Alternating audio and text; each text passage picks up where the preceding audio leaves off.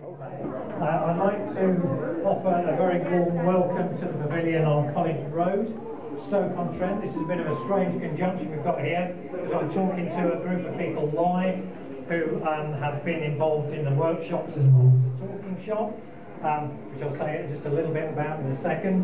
But I'm also talking live on air, I hope, to everyone out there in FM radio land, or those who are tuned in on 87.7 anyway.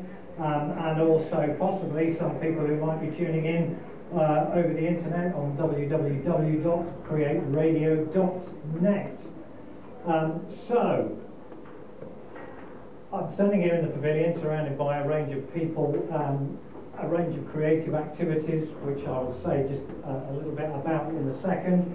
I'm standing here with Scott, who by a kind of a curious bit of symmetry really, we had a conversation, Scott and I, the last time we ran Cre8 Radio in June, and that was the kind of final off-air parting shot. So here we are again.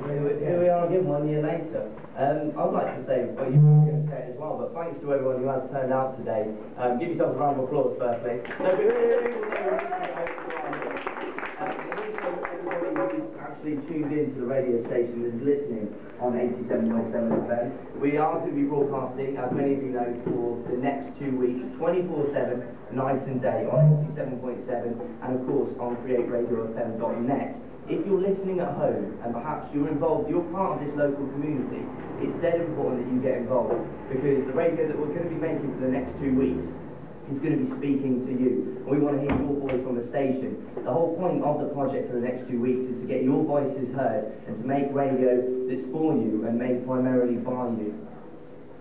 Okay, so we'll be featuring over the coming 2 weeks much of the work that's been going on here as part of the talking shop, or should I say over the past months as part of the talking shop, but also a whole range of other activities. So it's an open invitation to everybody.